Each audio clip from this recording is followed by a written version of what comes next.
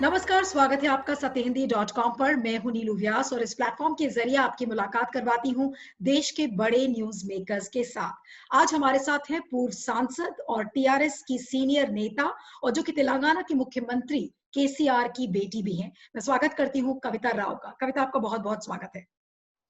Thank you नीलू जी। कविता, मेरा पहला सवाल है कि इस समय जो कृषि कानून है यानी कि फार्म बिल्स को लेकर एक फ्रंट नजर आ रहा है। आज ही टीआरएस ने एक विज्ञप्ति जारी की है और जिसमें कहा है कि टीआरएस, कांग्रेस और जो डीएमके जैसी जो पार्टीज हैं वो सारे पार्टीज अब एकजुट हो गई हैं ये जो कृषि कानून है उसके खिलाफ लड़ने के लिए। तो ये क्या कोई नया फ्रंट बिल्कुल नजर आ रहा है जो कि जिसकी अगुवाई, जिसकी लीडरशिप केसीआर के हाथ में होगी? नहीं, पहले तो बात यह है कि टीआरएस हमेशा से फार्म बिल्स की अपोजिशन करते आई है। हमने संसद में भी अपोज किया, कल सड़क में भी किसान का साथ देने का हमारे प्रेसिडेंट साहब ने, ऑनरेबल सीएम साहब ने डिसीजन लिया है। क्योंकि देखिए, आज इतने ठंड में किसान आके दिल्ली में बैठे हैं और उनके समस्याओं को सुनने के बजाय बार बार चर्चा कर रहे हैं, लेकिन उसका कोई हल तो निकल नहीं आ रहा है। क्योंकि it is quite a binary question कि एमएसपी का सपोर्ट है नहीं है, सिंपल सी चीज है, लेकिन उस पर सरकार पता नहीं क्यों एक सीधा सीधा जवाब नहीं दे रही है।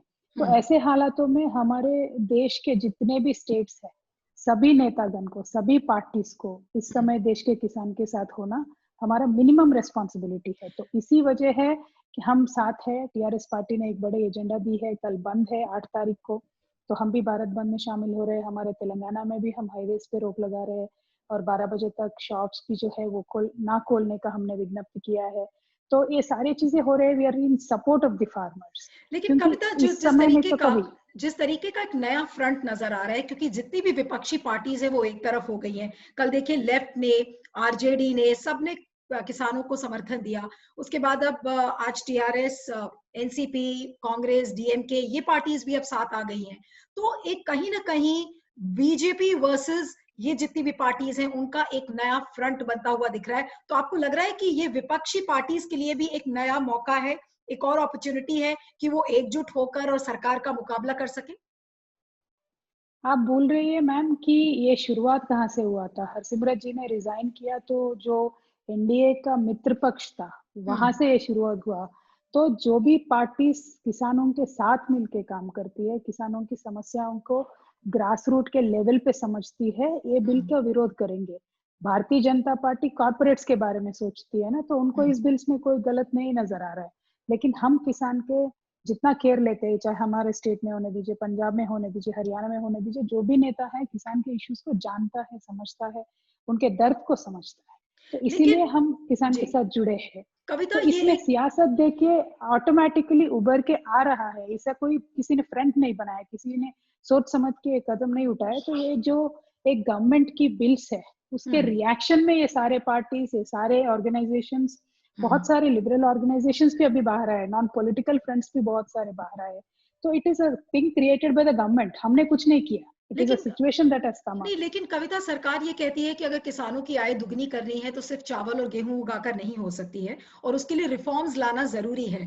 तो ये जो कानून है इनकी हम क्यों ना इंतजार कर लें और ये देखें कि देखिए वो किसानों के हित में हो सकता है। सरकार का ये कहना है कि ये रिफॉर्म्स लाना जरूरी है, तो क्यों विपक्षी पार्टीज इसका अपोज कर रही हैं?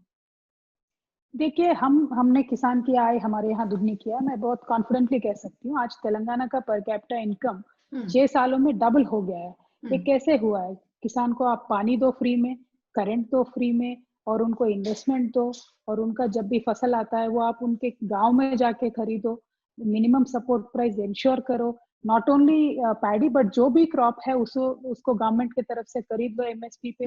This is what we have done in Telangana. तो ये जो ठोस कदम है ये उठाना बहुत जरूरी है।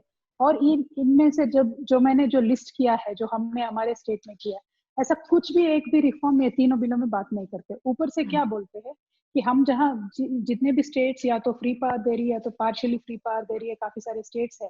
तो ऊपर से ये 3 बिलों में क्या लिखा है कि ये फार्मर्स के खेतों में जाके आप अभी मीटर लगा दो। तो imagine the insecurity of a farmer, he is already getting a free current. अभी आप बोल रहे हो कि जाके मीटर लगा दो, तो फार्मर की क्या कितनी इनसिक्योरिटी है। दूसरी बात यह है, एमएसपी के बारे में आपने 3 बिलों में एक भी लाइन नहीं डाला। तो इसका मतलब क्या है? एमएसपी रहेगा नहीं रहेगा, बढ़ेगा, इसका गारंटी क्या है? अगर वो नहीं बिल में लिखा है तो कैसा है? तो तो आपकी द पार्टी का इनसिक्योरिटी क्या, of the farmer is important जी। एग्जैक्टली आपकी पार्टी का क्या एजेंडा होगा, क्योंकि सरकार तो मुझे नहीं लग रहा है कि बिल्कुल मूड में है कि ये तीनों कानून वापस लेगी। तो क्या करेंगी विपक्षी पार्टी? भारत बंद तो आपने कहा कि आप सपोर्ट कर रहे हैं, जो अभी भारत बंद होने वाला है, लेकिन उसके अलावा क्या अगला कड़ा कदम होगा विपक्षी पार्टी का? देखिए, मैंने आपसे पहले ही कहा था कि सड़क से लेके सांसद तक जितने तरीके के आंदोलन किसान डिक्लेयर करते हैं उनके साथ टीआरएस पार्टी शामिल हो जाएगी।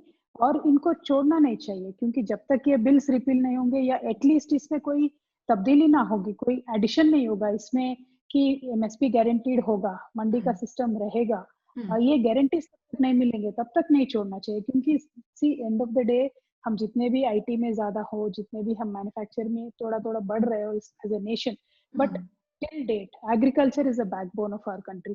अगर एग्रीकल्चर नहीं है, खेती बाड़ी नहीं है, तो we do not have food security. although we might claim that we are a tall and mighty nation, but we stand on the back of agriculture, so that is our roots। तो उसको आप बोल रहे हो, उसमें इतने बारी आप रिफॉर्म्स ला रहे हो, दैट टू किसान से पूछे बिना, तो ये तो नहीं चलने वाली है ना। तो ये सोचने वाली बात है। कविता, आपकी पार्टी जो टीआरएस है उसने जीएसटी और डिमोनेटाइजेशन जैसे जो इश्यूज थे उनको आपने केंद्र में सपोर्ट भी किया है, लेकिन अब आपने फार्म बिल्स का आपने ऑपोजिशन किया, उसके बाद आपने केसीआर जी को भी हमने सुना ये कहते हुए कि जो प्राइवेटाइजेशन हो रहा है रेलवेज का और पीएसयूज को किस तरीके से डिसइन्वेस्ट किया जा रहा है, उसका आपने घोर विरोध किया है।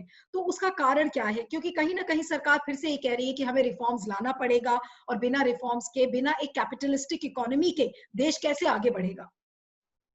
देखिए, मैं क्या बोल रही हूँ, जब डिमोनेटाइजेशन हुआ था किसी के पास कोई चारा नहीं था, डिमोनेटाइजेशन को सबको सपोर्ट करना था। या तो आप सपोर्ट करो और अपने लोगों के साथ दो, उनका ट्रांसफॉर्मेशन इजी करो डिमोनेटाइजेशन में, या तो आप अपोज करो और अपने लोगों के लिए दिक्कत बढ़ाओ। तो दोनों रास्तों में हमने चुना है कि सपोर्ट करते हैं और हमारे लोगों के लाइफ इजी करते हैं। Same thing with GST. When we GST का जब बिल आया, हमने कंडीशनली सपोर्ट किया कि आप बिल में ही लगा दो कि कॉम्पनसेशन बराबर ऑन ए रेगुलर बेसिस मिलेगा। तब केंद्र सरकार ने एक्सेप्ट किया था, बिल में भी लगाया, लेकिन अभी तक किसी को कॉम्पनसेशन मिलता नहीं है। तो इसीलिए मैं वापस इसी मुद्दे पे आती हूँ, इन तीनों बिलों में कहीं पे एमएसपी का मेंशन तक नहीं है। जो मेंशनड जीएसटी बिल में जो कॉन्स्टिट्यूशनल अमेंडमेंट्स है, वो भी आज सरकार फॉलो नहीं कर रही है। यहाँ बीजेपी का सरकार जो केंद्र में है, तो कल को जो बात है ही नहीं बिलों में, तो उसको कैसे गारंटी देंगे? क्योंकि कल मैंने तोमर साहब का बयान सुना था, जहां वो कह रहे थे कि एमएसपी गारंटीड है। मैंने कहा एमएसपी अगर गारंटीड है तो आप बिल में लगा दो, उसका कुछ संशोधन करो बिल का, उसके बाद में सोचते हैं। लेकिन इसके साथ साथ जो पीएसयूज का सेलिंग ऑफ पीएसयूज का इश्यू जो है, जो पुराना अपने जितने पीछे वाली सरकारें लगा के गई थी पीएसयू सारे, आपने मोदी जी का सरकार आने के बाद एक भी नया पीएसयू फ्लोट नहीं किया, not even a single PSU, but they sold 23 PSUs. They have disinvested 23 PSUs. तो आपका जो हेरिटेज प्रॉपर्टी है उसको बेच के आप आज सरकार चलाना चाहते हो, घर चलाना चाहते हो, ये कोई तरीका तो नहीं है सरकार चलाने का। वेल्थ का क्रिएशन होना चाहिए। तो पिछले हेरिटेज प्रॉपर्टी है उसको बेच के खाओगे तो कितने दिन खाओगे? ये तो आपकी कोई that they're showing it as their accomplishment. In fact, it is so shameful. We have a whole agency called Disinvestment Agency. जो लोगों के मुद्दे हैं वो सारी विपक्षी पार्टीज उठा रही हैं। आपने फार्म बिल्स का जिक्र किया, आपने डिसइन्वेस्टमेंट ऑफ पीएसयूज कहा, लेबर कोड्स का ऑपोजिशन किया गया है, प्राइवेटाइजेशन ऑफ रेलवेज, ये सारे मुद्दे जो लोगों से जुड़े हुए हैं, क्योंकि कहीं ना कहीं इसमें लोगों का रोजगार खत्म हो रहा है, कॉर्पोरेटाइज हो रही है चीजें, इनसिक्योरिटी ज्यादा बढ़ रही है। लेकिन इसके बावजूद क्या कारण है कि लोग, यानी कि आम जनता जब वोट डालती है तो वोट सारे बीजेपी को ही पड़ते हैं और ऑपोजिशन के खाते में कुछ भी नहीं आता? उसका रीजन क्या आपको लगता है? देखिए, बीजेपी की जो सरकार है, मोदी जी तो कहते हैं कि ये बिल अच्छा है, एमएसपी है और किसान का जो फ्रीडम है, कहीं पे भी आप अनाज बेच सकते हो। लेकिन उनके खुद के मुख्यमंत्री, जो हरियाणा के मुख्यमंत्री है, मध्य प्रदेश के मुख्यमंत्री है, पीएम को सीधा सीधा कॉन्ट्राडिक्ट कर रहे हैं और बोल रहे हैं कि हमारे यहाँ किसी और किसान को आने नहीं देंगे, कोई और प्रदेश का किसान हमारे पास आएगा। तो इनका अपने आप में ही कॉन्ट्रडिक्शन है। In fact the MP CM went so far and said कि हम उनको जेल में भी डाल देंगे। तो इस तरीके की हालत है। तो देखिए, बीजेपी सही मुद्दों पे अपने लोगों के साथ खड़े नहीं है। किसान के साथ होने दीजिए, चाहे यंगस्टर्स के साथ होने दीजिए। उन्होंने क्या कहा था भारत के युवा से कि हम 2 करोड़ जॉब एवरी ईयर देंगे। कहाँ गए 2 करोड़ जॉब? वो आप देखिए, क्या आज महिला के साथ है क्या? क्योंकि वो बोलते हैं बेटी बचाओ बेटी पढ़ाओ। What is the fund allocated to बेटी बचाओ बेटी पढ़ाओ? आप देखिए, निर्भया फंड का क्या हालत है आज देखिए। तो बातें ज्यादा बोलते हैं, इसमें कोई अलॉटमेंट नहीं होता है। अलॉटमेंट होता भी है तो सारे स्टेट्स को एक तरीके का ट्रीटमेंट नहीं दिया जाता है। तो पूरे अपने हिंदुस्तान में हम सब लोग साथ में नहीं है क्या? सबका नहीं साथ तो सबका विकास, सबका क्या हम साथ चुने सबका हुए लोगों विकास के का साथ बात, ही हो रहा है? जी, नहीं सबका साथ जी सबका तो विकास की बात बीजेपी करती है, लेकिन अभी जो जी हमने देखा जैसे हैदराबाद के जो सिविक पोल्स हुए थे उसमें भी जी बहुत ज्यादा भावनात्मक मुद्दे उठाए गए, जैसे कि जिन्ना बीफ और पोर्क बिरयानी की बात कही गई, सर्जिकल स्ट्राइक्स की बात कही गई। तो ये सारी तमाम बातें उठाई गई और ये बातें इस हद तक उठाई गई कि लोगों ने वहां के बेसिक इश्यूज पर डिस्कशन ही नहीं किया। ऐसा लग रहा था कि हैदराबाद की एग्जैक्टली। जो जनता है उसने इन मुद्दों पर, इन भावनात्मक और इमोशनल मुद्दों पर ही वोट दिया हो लोगों को। तो आपका क्या कहना है इस पर? देखिए, बीजेपी का एक टैक्टिक्स है, डाइवर्शन टैक्टिक्स जो है, कि हम्म। सही मुद्दे से लोगों का नजर इलेक्शन के टाइम पे आप हटा दो। हम्म। इसके लिए जो मन में आए वो कहते जाएंगे। जैसे हैदराबाद के इलेक्शन में उन्होंने इतनी इतनी भयानक बातें कही थी कि हम्म। अपने लोगों के ऊपर सर्जिकल स्ट्राइक करने तक का उन्होंने बात किया था। तो आइडिया बीजेपी का ये है और वो सक्सेसफुल भी हो रहे हैं, क्योंकि हमारे हिंदुस्तान के लोग थोड़े भावुक है, सीधे लोग हैं। तो ऐसे जब मुद्दे उठ के आते हैं पाकिस्तान हिंदुस्तान के सर्जिकल स्ट्राइक के, तो ये सारे इश्यूज से थोड़े तो वोटर्स इधर उधर डाइवर्ट हो रहे हैं। लेकिन हम टीआरएस उनके ऊपर फिर भी रोक लगा पाए। हैदराबाद में हम खुद अभी we are the largest party in Hyderabad today in the hmm. Civic polls. और हम उनके इश्यूज समझ गए कि किस तरीके से बीजेपी कैंपेन करती है, किस तरह से आपके लोगों का अटेंशन डाइवर्ट करती है। तो आगे जो इलेक्शंस आएंगे उसमें हम भी दिखाएंगे कि किस तरह के टैक्टिक्स करके बीजेपी को रोक पाते हैं। मैं क्या बोल रही हूँ, सियासत एक तरफ है, लेकिन इतने भावनात्मक मुद्दे जो उठा के लोगों का मन हमेशा के लिए सोसाइटी को डिवाइड करना, that is not for anybody's good and that is लेकिन not what TRS stands for. Kavitha, Hyderabad की जो जनता है कॉस्मोपॉलिटन जनता है, पढ़ी लिखी जनता है और लिटरेट लोग वहां पर रहते हैं। और वोटर पोलराइजेशन, कम्युनल पोलराइजेशन जैसी चीजें लोगों ने कभी इमेजिन नहीं किया था कि हैदराबाद जैसी जगह में इस तरीके का एक्सपेरिमेंट वो भी सिविक पोल्स में होगा। और बीजेपी से अगर आप पूछे तो बीजेपी कहेगी कि नहीं नहीं, टीआरएस ने तो कुछ किया ही नहीं, क्योंकि जो फ्लड्स आए थे उसमें भी कुछ नहीं किया टीआरएस ने। और जिस तरीके से 10,000 रुपए लोगों को हैंड आउट दिए थे कॉम्पेंसेशन के लिए, वो भी अनफेयर रहा लोगों के साथ। तो इसका आपका क्या कहना है? जिस तरीके के आरोप बीजेपी आपके ऊपर लगा रही है, आपकी पार्टी के ऊपर लगा रही है, तो इस पर आप क्या कहेंगे? देखिए, सिंपल सी बात है, हैदराबाद में ऐसा फ्लड आया कि 100 सालों में एक बार आता है। इतना भयानक फ्लड आया, एक नेचुरल कैलामिटी है। तो नेचुरल कैलामिटी जब आता है उस टाइम पे केंद्र सरकार का ये रिस्पॉन्सिबिलिटी है कि वो राज्य सरकार के साथ रहे, हमारे हाथ पकड़ के चले, हमारे जनता के साथ चले। लेकिन हमें 1 रुपये का भी सहायता केंद्र सरकार से नहीं आया, पूछने के बावजूद। और दूसरे 6 और स्टेट्स है जिन्होंने पूछा भी नहीं, लेकिन वहां पे केंद्र सरकार का सपोर्ट पहुंच गया 4,700 करोड़ का। तो ये सिलेक्टिव जो सपोर्ट सिस्टम है बीजेपी का, ये सिंपल सी बात है, वो सपोर्ट नहीं करते और उनका पार्टी का अगर राज्य में सरकार नहीं है तो उनको ब्लेम करते हैं। सिंपल सी सीधी सी गेम है। तो ये अभी समझ में आ गया, हैदराबाद की जनता को भी समझ में आ गया, टीआरएस एज ए पार्टी को भी समझ में आ गया। But I am thankful to the people of Hyderabad that we still are the largest party. And आपको मैं फ्लड्स के बारे में भी बोलती हूँ, 1 रुपया का सहायता ना करने के बावजूद ऊपर से हमारे ऊपर करप्शन एलिगेशन, ऊपर से हमारे कल्चर को इंसल्ट करना, ऊपर से हमारे लोगों के ऊपर सर्जिकल स्ट्राइक करने की बात करना, this is not been received very well in Hyderabad. और बाय एंड लार्ज आप पैन तेलंगाना में कल के दिन देखोगे, पूरे तेलंगाना में देखोगे, हैदराबाद तो हमारी कैपिटल है, पूरे तेलंगाना में आप कल को देखोगे तो ये अच्छे से नहीं लिया जाएगा। और आने वाले जो भी इलेक्शंस होंगे, आप भी है मैं भी हूँ, देखेंगे कि हम इनके ऊपर बराबर लोग लगा पाएंगे। इनके जो झूठे हैं, उनके जो जुमलाबाजी है, इनके जो झूठ बोलने की तरीका है, इसको हम एक्सपोज करके रखेंगे हमारे लेकिन लोगों के कविता, जो सामने। हैदराबाद का जो सिविक पोल्स का चुनाव था, वो आपके लिए कितना बड़ा लेसन है, आपकी पार्टी के लिए कितना बड़ा लेसन है? जिस तरीके की कम्युनल पोलराइजेशन की जो पॉलिटिक्स बीजेपी करती है, उससे क्या सबक सीखती है आपकी पार्टी की? अब आने वाले दिनों में आप किस तरीके का चुनाव लड़ेंगे? क्या बीजेपी को आप बीजेपी की भाषा में ही समझाएंगे? कैसे करेंगे? देखिए, हमारे पास तो डिग्निफाइड पॉलिटिक्स चलती थी इतने दिन, बीजेपी आ गए तो पॉलिटिक्स का पूरा लेवल ही गिरा दिया उन्होंने। तो हमें समझ में आया कि वो कितने हद तक गिर सकते हैं। तो आगे चल के हम भी उनके खुद के दवा टेस्ट कराएंगे ना, कोई चुप बैठेंगे नहीं। हमारी तो बहुत स्ट्रांग पार्टी है, तो हम बिल्कुल बाउंस बैक करेंगे, बिल्कुल उनके ऊपर जिस तरीके का अटैक कर सकते हैं उस तरीके का अटैक करेंगे, क्योंकि उन्होंने कुछ किया नहीं इस देश की जनता के लिए। वो हमारे पास आके बोलते हैं कि आप कल को जो फ्लड विक्टिम्स है उनको 25,000 देंगे, तो हमने कहा 25,000 की बात छोड़ो, आपने 6 साल पहले 15 लाख की बात की थी, वो कहाँ गए? तो कोई जवाब नहीं। मुद्दे पे ऊपर आप जब सीधा सवाल करते हो तो उनको पाकिस्तान याद आ जाता है, मुद्दे के ऊपर आप सीधा सवाल करते हो तो उनको जिन्ना याद आ जाता है। तो इस डाइवर्शन टेक्निक जो टैक्टिक है, हम इसको कॉल आउट बराबर करेंगे, लेकिन टाइम लग रहा है, बिल्कुल करेंगे। और हैदराबाद में भी हम उनको रोक पाए, कल को पैन तेलंगाना में उनको इतने हद तक बढ़ने का कोई सवाल ही नहीं है। हम पार्टी पूरी तरीके से उनको उनके ऊपर रोक लगाएगी, क्योंकि टॉप टू बॉटम उनका लीडरशिप जो है, जो तो भी बोलते हैं, यूपी आपको सीएम हमारे पास आके बोलते हैं भाग्यनगर का, हैदराबाद का हम्म नाम लेके हम्म भाग्यनगर करेंगे। मैं तो बस इतना ही पूछना चाहती हूँ, यूपी सीएम है, उनके जनता है, उनसे पूछना चाहती हूँ, इलाहाबाद का नाम लेके आपने प्रयागराज कर दिया, क्या बदला इलाहाबाद में? रोड अच्छा हुआ, कुछ फैसिलिटी अच्छा हुआ, क्या हुआ? लाइफस्टाइल बढ़ा, इनकम बढ़ा, क्या हुआ इलाहाबाद में? तो वो इम्पोर्टेंट है। हैदराबाद में जितना काम हुआ शायद ही देश का किसी और मेट्रो में इतना काम हुआ, क्योंकि नहीं, लेकिन यहाँ कविता, हमारे जिस पास तरीके से बीजेपी ने अपने सारे सीनियर नेताओं को उतार दिया, यहाँ तक कि गृह मंत्री अमित शाह चले गए, यूपी के सीएम योगी आदित्यनाथ जी आ गए, जेपी नड्डा जी पहुंच गए, तो आपको कहीं से ये लग रहा था कि ये सिविक पोल्स है या वाकई में हम नेशनल इलेक्शंस देख रहे थे हैदराबाद में?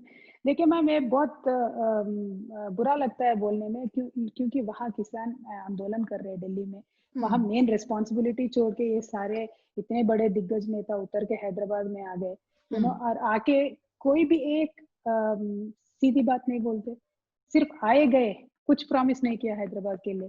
हम्म ये जनता अभी भी जान रही है, क्योंकि कंफ्यूजन में डालने के लिए कुछ ना कुछ ऐसे स्पिन आउट करने के लिए लाइस, तो ये तो मैन्युफैक्चर करने में बहुत माहिर हो गए अभी हर एक हम्म प्रदेश में चुनाव लड़ते लड़ते। क्योंकि बिहार का चुनाव का मैं देख रही थी, तब वहां पे ये लोग वही सेम स्टोरी बोल रहे थे कि यहाँ 300 लोग बाहर से घुस के आए हैं, और हैदराबाद आके वही बोल रहे हैं यहाँ बाहर से घुस के लोग आए हैं, रोहिंग्या यहाँ पे हैदराबाद में रहते। तो मैंने कहा कल को इलेक्शन बंगाल में तो है, तो फिर वहां भी यही बोलेंगे।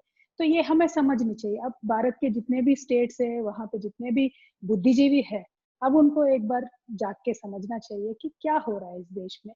ये टाइम अभी आ गया है। मैं यही कहती हूँ कि मैं सियासत में हूँ, पॉलिटिक्स में जीतते हैं हारते हैं, हम आंदोलन के बैकग्राउंड से है, हार जीत हमें कोई मायने नहीं रखता है।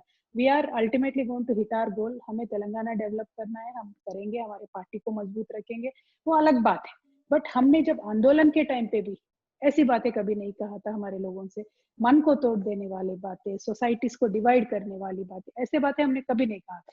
हमने बाकायदा लड़ा under the framework of the constitution, state को हासिल किया, उसको डेवलप किया, लेकिन ऐसे बातें हमने कभी नहीं कहा। नहीं, लेकिन कविता, मुझे ये बताइए कि हैदराबाद में ओवैसी का फैक्टर, जो एमआईएम के जो मेन सर्वे सर्वा है, असदुद्दीन ओवैसी, उनका एक बहुत बड़ा फैक्टर अब पूरे देश की राजनीति में ऐसा लग रहा है कि बहुत ही एक सिग्निफिकेंट रोल प्ले कर रहे हैं, और वो कहीं ना कहीं बीजेपी को सपोर्ट करते हुए दिखते हैं, क्योंकि वो मुसलमानों का सपोर्ट करते हैं तो उससे फायदा सीधा बीजेपी को पहुंचता है। तो आपको लगता है कि ओवैसी की कोई साठगांठ है या किसी तरीके की टैसिट अंडरस्टैंडिंग है बिटवीन बीजेपी एंड एमआईएम? आपको लगता है इस तरीके का कुछ पॉलिटिक्स है जो लोगों को नजर नहीं आ रहा है? मैम मैम पिछले 6 सालों में MIM, TRS, Congress, TDP, BJP, सभी लोग यहाँ इलेक्शन लड़ते हैं।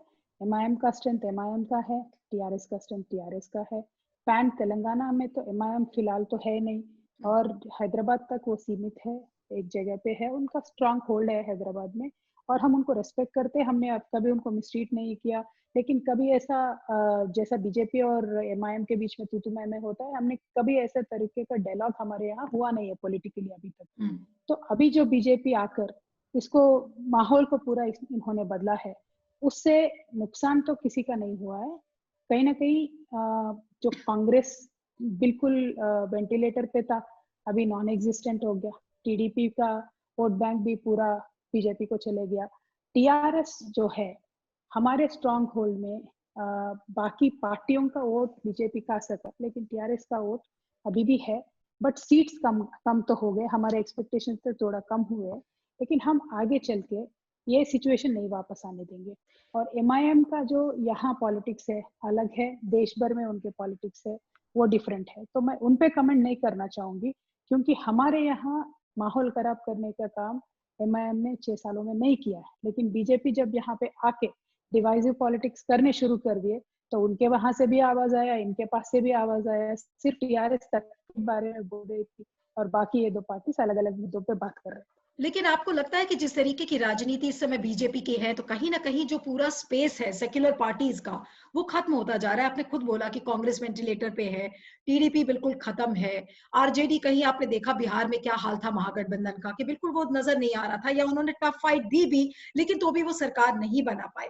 तो कहीं ना कहीं जो एक सेक्युलर पार्टीज का स्पेस है, वो आज कहीं जाकर खत्म हो गया है। तो आपकी जो पार्टीज है, जैसे टीआरएस है या तृणमूल कांग्रेस है, उसका क्या भविष्य है देश की राजनीति में? नहीं, बहुत बढ़िया भविष्य होगा मैम, क्योंकि समझ में आ रहा है ना अभी ये लोग क्या कर रहे हैं। 6 साल से 2 बार लोगों ने मौका दिया है। आज आप देखिए दुनिया भर में, विश्व भर में जितने भी इंडिकेटर्स रहते हैं देश के डेवलपमेंट के बारे में बोलने वाले इंडिकेटर्स, हर एक इंडिकेटर में we have slipped so many places. We are not the safest country any more, we are not the peaceful country any more. Press freedom के बारे में तो आप बात ही मत कीजिए। विमेन सेफ्टी में तो we are in danger zone across the globe, we are known to be danger zone. America जैसे देशों ने कई बार बोला है उनके वुमेन को डोंट गो टू इंडिया। तो इस तरीके का इमेज हमारे इंडिया का बाहर देखिए, आप लोगों ने बीजेपी को मौका दिया, 2 बार मौका दिया, तो उनका काम क्या है? इंडिया का ब्रांड को ग्लोबल इश्यूज में बढ़ाना है, लेकिन उन्होंने हर एक जगह इंडिया को फेल करके दिखाया। जब अलग अलग प्रदेशों में जैसे हमें मिला, टीएमसी को मौका मिला, हमने ब्रांड हैदराबाद बनाया, ब्रांड बंगाल बनाया। तो ये हमारे जैसे पार्टीज जो रीजनल पार्टीज है, हमें अपने आप के रीजन तक सीमित रख के we made sure our region develop. नहीं, तो लेकिन अभी आपने बीजेपी आपने एक आके बड़ी इन सबको सिग्निफिकेंट डिस्टर्ब बात कर आप रहे। हाँ, आपने एक जी। बहुत सिग्निफिकेंट बात बोली कि जो भी है, जो भी हम पोलराइजेशन की पॉलिटिक्स बीजेपी खेलती है, सोशल इंडिकेटर्स में भारत कहीं ना कहीं पीछे है। लेकिन आज का जो मेन स्ट्रीम मीडिया है, वो तो इन चीजों की बात ही नहीं करता। उसके लिए women safety is not an issue, उसके लिए प्रेस फ्रीडम की कोई इशू नहीं। आपने देखिए किस तरीके से जो गोदी मीडिया है, जिसको आप गोदी मीडिया बोलते हैं, media which supports Modi all the time, that is so existent everywhere. तो जो इश्यूज है वो लोगों तक कैसे पहुंचेंगे? क्योंकि मीडिया एक माध्यम होता है जिसके जरिए आप सारे इश्यूज को door to door, through television, through radio पहुंचाते हैं। लेकिन आज के समय में तो प्रेस कहाँ है? प्रेस तो नॉन एग्जिस्टेंट हो चुका है। नहीं मैम, ऐसा नहीं होता है। सोशल मीडिया तो प्रेस से भी बड़ा है। प्रेस को, टीवी चैनल्स को, पेपर को, आज specially after corona social media has become the end all and be all. तो सोशल मीडिया के जरिए से भी अनफॉर्चुनेटली बीजेपी बहुत सारा झूठ स्प्रेड करता है, तो उसको भी काउंटर करने का एक रोल हम सब पे होना चाहिए। और इंडिपेंडेंट मीडिया हाउसेस बहुत ज्यादा अभी इंडिया में काम कर रहे हैं। बहुत सारे नेम्स है, you know, I know, and I think we'll are somewhere or the other supporting them and we will keep supporting them. Mainstream media को भी एक कंपल्शन सा अभी क्रिएट हो जाएगा। ऐसे मूवमेंट जब चलेंगे, फार्मर्स मूवमेंट चलेंगे, पहले तो डिस्क्रेडिट करने की कोशिश करेंगे, लेकिन जब फार्मर्स लगे रहेंगे, अलग नहीं, अलग तो फार्मर्स पार्टियां को लगे रहेंगे डिस्क्रेडिट तो उनके किया साथ। जो मेन किया, स्ट्रीम लेकिन मीडिया है, हुआ नहीं ना। उसने अगर बोला कि वो फार्मर्स मानते तो हमारे पाकिस्तानी है, जैसे खालिस्तानी है, सारी बातें बोली मीडिया ने उनके बारे में।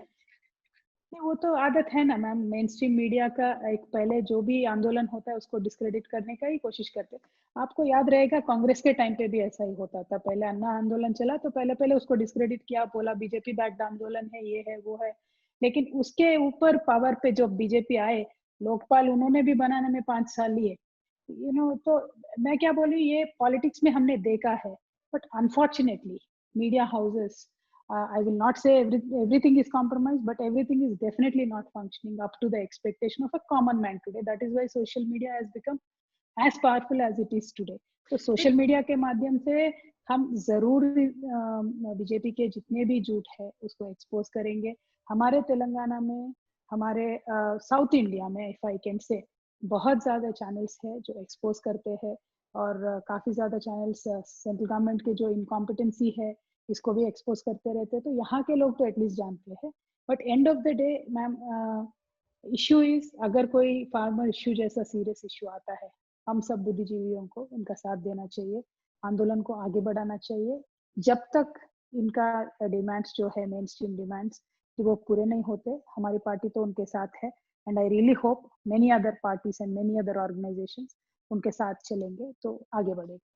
आपको लगता है कि जो इंटरनेट की ट्रोल आर्मी है, जिस तरीके से ट्रोलिंग होती है और पूरी एक ट्रोलिंग आर्मी आपके पीछे लग जाती है किसी भी एक इशू पर, आपको लगता है कि ये बीजेपी का सबसे बड़ा पॉलिटिकल वेपन बन चुका है? और क्या बाकी पार्टीज भी इसको कॉपी करने की कोशिश करेंगी अगर उनको एग्जिस्ट करना है, उनकी राजनीति को एग्जिस्ट करना है?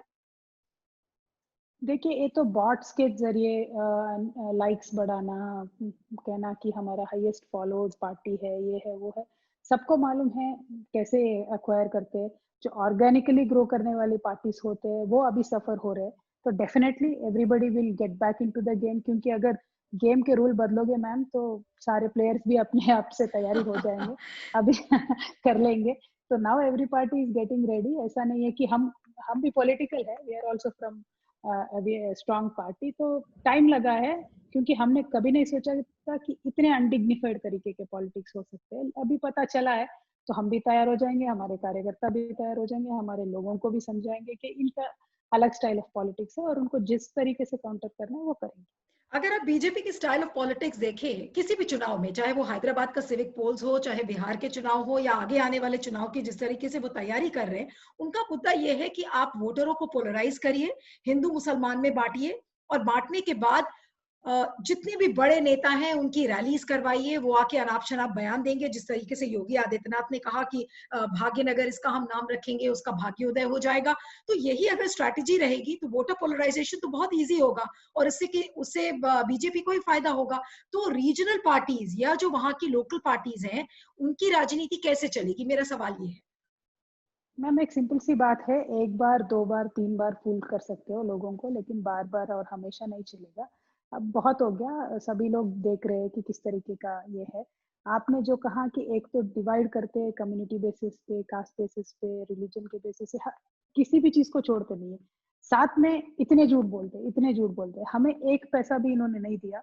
यहाँ आके हमारे होम मिनिस्टर साहब बयान देते हैं कि हमने हैदराबाद के फ्लड्स के लिए 500 करोड़ दिया। सीधा सीधा झूठ, white lies. Now we have to keep on saying that ये झूठ, ये झूठ है, ये झूठ है, ये झूठ है। बट तब तक क्या हो जाएगा, क्योंकि होम मिनिस्टर बयान देते हैं तो काफी सारे लोग तो इतना ज्यादा पॉलिटिक्स को क्लोजली फॉलो नहीं करते हैं ना, तो थोड़े लोग बिलीव भी कर जाते होंगे। तो इनका हमने स्टाइल अभी समझा है, मैं क्या बोल रही हूँ मैम, समझा है। तो इसको काउंटर करने के लिए हमारी मशीनरी भी तैयार होगी, क्योंकि हम तो सच के तरफ है। तो झूठ बोलने वाले इतने बोल्डली बोल रहे हैं, सच बोलने वालों को क्या डर है। तो हम लेकिन बराबर जो इसका काउंटर करेंगे मैम, बीजेपी की जो इसका एक स्ट्रैटेजी बनाएंगे। बीजेपी की जी। एक डबल नैरेटिव हमेशा चलता है। एक तरफ वो विकास की बातें करते हैं कि वो विकास ला रहे हैं, विकास की यात्रा कर रहे हैं, रिफॉर्म्स ला रहे हैं, और दूसरी तरफ आप बीजेपी शासित राज्यों में देखिए, वो लव जिहाद का कानून लाने की बात कर रहे हैं। तो लव जिहाद का कानून के बारे में आपका क्या कहना है, टीआरएस का स्टैंड क्या है, कि ये किस तरीके का ये कानून लेकर आ रही है बीजेपी की सरकार, और आपको क्या लगता है कि इसके पीछे मंशा क्या है, उनका इंटेंशन क्या है लव जिहाद के कानून को लाने के पीछे? मैम ये अनाप शनाप वाली बातें टीआरएस बात भी नहीं करती है ऐसी चीजों के बारे में, क्योंकि देखिए इससे किसका पेट भरेगा मैम? किसान का पेट भरेगा, कॉमन मैन का पेट भरेगा, किसी का पेट नहीं भरने वाला। ऐसी बातें हम करते ही नहीं है। मैंने कहा ना, इतने अनडिग्निफाइड पॉलिटिक्स हमने पहले बार देखा है जिंदगी में। हम करते नहीं ऐसे पॉलिटिक्स। हम भी आंदोलन के बैकग्राउंड से है, लेकिन हम हमेशा सच बोल के आंदोलन करके हमने एक स्टेट हासिल किया है। तो आगे चल के भी देश में भी बदलाव आएगा मैम, क्योंकि if there is no limit, अब गिर चुके हैं, इससे नीचे तो और नहीं गिरेंगे ना। तो लोग भी समझेंगे, लोग भी उसके ऊपर उठेंगे। People may be temporarily confused in all these issues, but later on I think they will rise. Point one. Point two, जिस तरीके की डेवलपमेंट के बारे में ये बोलते हैं, सिर्फ बोलते हैं मैम, इसके ऊपर कभी अमल नहीं करते। स्मार्ट सिटीज की बात की, एक भी स्मार्ट सिटी नहीं बना। There is no allocation. ITIR की बात की, there is no allocation. Metros के बारे में बोलते हैं, नो एलोकेशन। सिर्फ बोलते हैं, सिर्फ बोलते हैं और सिर्फ बोलते हैं। आप देखिए कोरोना के बाद उन्होंने कहा हम 20 लाख करोड़ का पैकेज अनाउंस कर रहे हैं, तो फिर बोले नहीं नहीं, पिछले 5 साल का हिसाब लेके 20 लाख करोड़ हो गया। तो दिस काइंड ऑफ लाइज कितने दिन और चलेगा मैम? तो that people also will realize, and it is our job to make people realize, and we are at it. TRS is at it, and with people like you and media like you, I think we will be very strongly at it. नहीं कविता, लेकिन जो एक सवाल जो मुझे भी बहुत परेशान करता है कि बीजेपी जैसी जो पार्टीज है, बीजेपी का परफॉर्मेंस तो 2016 के अगर सिविक पोल्स में देखिए तो उनके पास 4 सीटें थी हैदराबाद में। 4 सीटों से इतना बड़ी विक्ट्री हासिल करना हैदराबाद सिविक पोल्स में, और अब उनका मनोबल इतना बढ़ गया है कि वो कह रहे हैं कि अभी तो हमने हैदराबाद का नगर निगम का चुनाव जीता है, उसके बाद हम तेलंगाना असेंबली जीतेंगे, फिर केरला जीतेंगे, तमिलनाडु जीतेंगे, पूरे दक्षिण भारत पर राज्य करने की बात बीजेपी कह रही है। तो ये कितना आपको कन्विंसिंग लग रहा है, और हो सकता है कि जिस तरीके की स्टाइल ऑफ पॉलिटिक्स बीजेपी करती है वो ये मुमकिन भी हो जाए?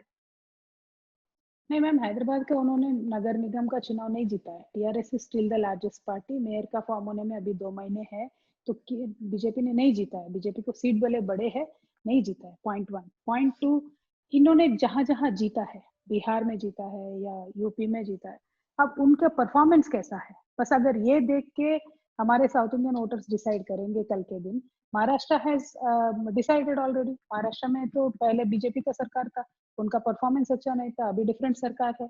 तो हमारे यहाँ परफॉर्मेंस के ऊपर ज्यादा जोर देते हैं मैम, नारों के ऊपर, ये जुमला के ऊपर नहीं चलते हैं। तो एक बार जैसा मैंने कहा 1 2 3 टाइम्स शायद people get carried away, but not always. Next election you will see a very very very huge change, and I don't think Tamil Nadu is also that easy. Tamil Nadu always has been the bedrock for Dravidian politics, the politics of identity. It's a self respect की बात बहुत ज्यादा चलती है तमिलनाडु में, तेलंगाना में। We are very proud people. I don't think कि ऐसे आके झूठ बोल के जीतना इतना आसान होगा। They have definitely had some success initially, but we will make sure they they are put in their place. लेकिन एक सवाल था मेरे मन में कि जो आपकी पार्टी का परफॉर्मेंस रहा है हैदराबाद सिविक पोल्स में, पहले दुब्बक में जीत हुई बीजेपी की, और उसके बाद अब ये हैदराबाद के पोल्स जीतने के बाद, और जो भी उनकी सीट की बढ़ोतरी उनको मिली है, उसके बाद उनका मनोबल बहुत बढ़ गया है। लेकिन क्या कारण था? क्योंकि आपकी पार्टी ने लोकसभा चुनाव में भी बहुत अच्छा किया, असेंबली इलेक्शंस में आप जीत कर आए, लेकिन क्या वजह थी कि टीआरएस की सीट्स इतनी कम हो गई नगर निगम के चुनाव में? उसका कारण आपको क्या लगता है? मेन मैम टेक्निकल डिटेल्स में अभी पार्टी बिल्कुल एनालाइज कर रही है इसके ऊपर, क्या एवरी डिवीजन वाइज हम एनालाइज कर रहे हैं। मेन इश्यू ये है कि पहले 4 पॉइंटर कॉन्टेस्ट था, क्योंकि कांग्रेस भी थोड़ा वोट स्प्लिट करती थी, टीडीपी भी था, बीजेपी भी था, टीआरएस भी है। अभी Congress TDP non existent party हो गए, तो बिल्कुल हेड ऑन फाइट हुआ है। और बहुत ज्यादा सीट्स में 1500 से कम वोट्स, यानी कहीं कहीं तो 18 वोट्स, 30 वोट्स, 70 वोट्स से भी सीट का कई सारे टीआरएस के गए हैं। तो मैं क्या बोलती हूँ, just because we lost we are not sure, we will fight back, we will make sure we will study into it कि कहाँ क्या हुआ है, गलती हमारे तरफ से हुआ है या क्या हुआ है, किस तरीके के कंफ्यूजन में लोग आ गए। ये सारी चीजें तो हम भी स्टडी करेंगे, डेफिनेटली स्टडी करके स्ट्रेटेजी बनाएंगे, और आगे चल के जरूर we will fight back and win back. And we already are the largest party. That is one good thing, and we have people of Hyderabad to thank for, and I'm sure tomorrow people of Telangana, pan Telangana people also will stand with TRS. लेकिन जो MIM mister Owaisi का जो stand है, जितने भी issues पे उन्होंने अपना स्टैंड क्लियर किया है, तो आपकी पार्टी और एमआईएम की पार्टी के बीच में रिलेशंस कैसे हैं? Do we see you as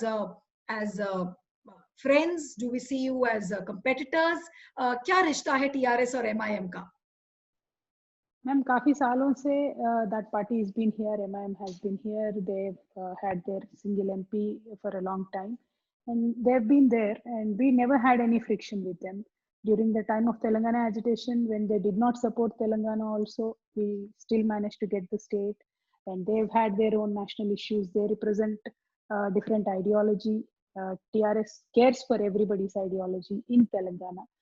We've maintained peace, we've maintained order, we've maintained friendship with every class, everybody in Telangana. So that is all we know, we understand. As I said, once again, we are a party who truly is very dignified, taking everybody with us, making sure the development happens. We do not get entangled into issues that do not concern with the development of the people. So tomorrow, when it comes to the mayor issue, tomorrow, there's 2 more months, ma'am, we'll see what will happen then. That's a different story. But आज के दिन में हम we are a strong party, we are the single largest party, we are happy with it. But do you feel that MIM can become a kingmaker in the GHMC whenever you decide on the mayor and the deputy mayor? Can MIM become a kingmaker? There is no discussion as of now, ma'am, in TRS or in MIM or nobody, because there's a lot of time. Nobody is discussing about it. The main focus today is on the farmers. The main focus today is on the PSUs, because there is a Bandh call given by the farmers on the 8th. So that is the main focus, and our party has decided to support them in every which way. So all of us will be sitting on road once again. But मेरा last सवाल है, हाँ, मेरा last सवाल आपसे है, does TRS need to worry because of MIM? Because जिस तरीके से कांग्रेस एक मुस्लिम अपीजमेंट की पॉलिसी पहले अपनाती थी, तो बिल्कुल मुस्लिम्स के मसीहा बन रहे हैं Asaduddin Owaisi. your party doesn't need to worry because of that, because he's almost becoming a mascot of Muslim politics now. जितनी भी बड़ी magazines हैं उन्होंने उनको cover page पर छापा है, and Mr. Owaisi seems to be like a mascot of Muslim politics now. मैं तो इतना ही कहना चाहूंगी मैम, तेलंगाना से आए हुए नेता है, ओवैसी साहब भी तेलंगाना में है। वो तेलंगाना में उनका जो स्ट्रॉन्ग होल्ड है, and it always has been, and we respected that. We had no friction until and unless development agenda कहीं पे इश्यूज है, क्लैशेस है, उसके अलावा तो किसी और इश्यूज पे हमारे क्लैशेस नहीं है। पहली बात तो ये है। दूसरी बात ये है कि जैसे मैंने कहा, जब तक बीजेपी आके ये सारे इश्यूज को, अनवांटेड इश्यूज को जब तक उन्होंने कॉल नहीं किया, तब तक ओवैसी साहब का भी ऐसा हमने तेलंगाना में नहीं देखा है। लेकिन इस बार माहौल बदल गया है। तो as of now we don't have anything to do with any other party. End of the day, TRS is a party which is in power in Telangana, and tomorrow also we want to retain that. So we will work very hard to make sure we convince our people. Okay, thank you so much, Kavita, for speaking to us. Always a pleasure talking to you. और आप सभी सत्य हिंदी के दर्शक जो ये programme देख रहे हैं, बताइएगा आपको इंटरव्यू कैसा लगा। आपके फीडबैक का मुझे इंतजार रहेगा। Thank you so much. सत्य हिंदी का ऐप डाउनलोड करें गूगल प्ले स्टोर पर।